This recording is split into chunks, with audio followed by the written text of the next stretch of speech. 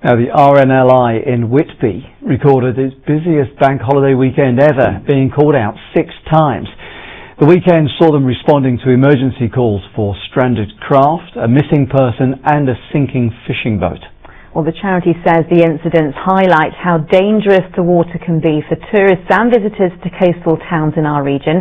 Chris Jepson has spent the day in Whitby. Boats lowered, RNLI crew ready to respond. Called out 6 times in 3 days. Whitby RNLI's busiest bank holiday weekend ever. This yacht ran aground, the lady on board injuring her head. Crew and myself, we've all responded to it very well. All the guys are volunteers, apart from myself and our coxswain. So, they've all got family lives going on and work commitments and things like that. And all the guys have responded to the call-outs very well. They've had a good turnout each time to each call-out. We've manned the boats and got out there and done what we've had to do. The crew also had to tow a powerboat, respond to a yacht engine failure, help a casualty in distress near the water, search for a missing person, and rescue this fishing boat that was sinking in the harbour. The RNLI crew today, servicing the main rescue boat, they say this weekend is an example of why its Respect the Water campaign is so important. I'd say to anybody going on the water, pleasure craft and things like that, to certainly know their own emergency procedures. If something's going to go wrong, they should know what to do straight away. And anybody going on the beaches or on the coastline, under the cliffs and things like that, certainly to check the tide times and know how to call for help. A lot of people don't know that to get us guys to come out there and rescue people from the shoreline, to dial 999 and ask for the Coast Guards. Whitby's already full of tourists, but what precautions do they take when enjoying the sunshine near the water?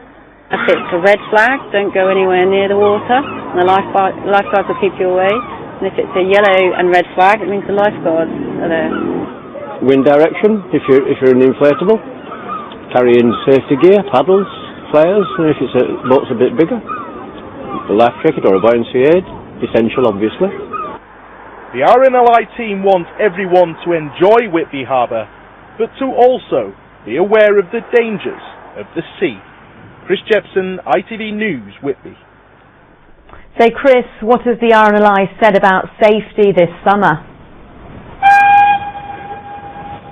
Well, the RNLI Respect the Water campaign is aiming to halve the number of coastal drownings by 2024. They have 2 specific pieces of advice. The first is float to live, and that means that if you see somebody who looks like they're in trouble in the water or could be drowning, then rather than jumping in there to try to rescue them yourself, then find an object that floats and throw it to them and get them to hold on to it until the emergency services can attend. The RNLI say far too many people drown needlessly each year trying to jump into the water and rescue people and pets themselves. The second piece of advice is to call 999. The Coast Guard will respond to 999 calls, and they are the professionals when it comes to these water-based incidents. So leave it to them, and as soon as you call 999, they can get there quickly. Now, in Whitby tonight, there are still lots of tourists milling around. Unfortunately, there's been no further incidents reported, but it does serve as an important reminder that 190 people accidentally die each year on the British and Irish coasts, and the RNLI say that half of those people never actually intended to enter the water in the first place. Chris, thank you very much.